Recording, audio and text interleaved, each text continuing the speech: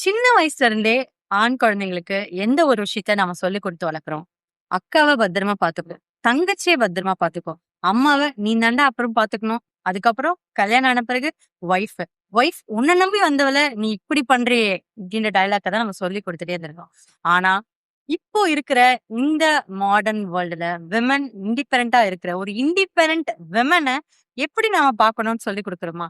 நெறைய relationship issues வர்றது இங்க இருந்து தான் வருது. ஏன்னா, அவங்க இத்தன வருஷமா இந்த விஷயங்களே நான் பார்த்துக்கணும், நான் பார்த்துக்கணும்னு கேட்டு கேட்டு வளர்ந்த ஒரு ஆண்களுக்கு, ஒரு பெண் வந்து நான் இண்டிபெண்டன்ட்டா ஒரு விஷயத்த முடிவெடுக்கணும். நான் என்னோட முடிவுகள என்ன எடுக்க விடுங்கன்னு சொல்லும் பொழுது, ஆண்களுக்கு ஒரு சேலஞ்ச் இருக்கு. இது என்னடா இவ புதுசா சொல்றா? இத நான் எப்படி ஹேண்டில் பண்ண போறேன்? அப்படின்றதுல ஒரு பெரிய குழப்பம் ஏற்படுது. அதே ஒரு ரிலேஷன்ஷிப்க்கான ஒரு இஷ்யூவாவும் போய் மாடர்ன் பேரண்ட்ஸ். நீங்க உங்க ஆண் குழந்தைக்கு என்ன சொல்லிக் குடுத்து வளர்க்கணும்? ஒரு பெண் நான் இண்டிபெண்டன்ட்டா இருக்கேன். எனக்கான கெரியர் சாய்ஸும் சரி, எனக்கான முடிவுகள நான் தேர்ந்தெடுத்துக்கிறேன் அப்படின்னு சொல்லும் பொழுது, அத உங்க ஆண் குழந்தைகள் எப்படி ஹேண்டில் பண்ணணும்?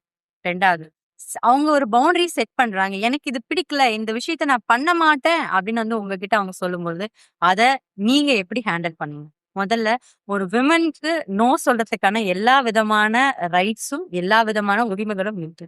அத நீங்க எப்படி ரெஸ்பெக்ட் பண்ணணும்? அவங்களோட உரிமைகள ரெஸ்பெக்ட் பண்ணணும்ன்றத நீங்க உங்க குழந்தைகளுக்கு சொல்லிக் கொடுங்க. அவங்க பவுண்டரி செட் பண்ணும்போது, ஆமா இது இது வளர்ந்திருக்காங்க. சோ, இந்த வீடியோவ பேரண்டிங் அப்டின்னாவும் கஷ்டமா இருக்கு அப்டின்னு சொல்லிட்டு இருக்க உங்க ஃப்ரெண்ட்ஸ்க்கு இந்த வீடியோவ ஷேர் பண்ணுங்க.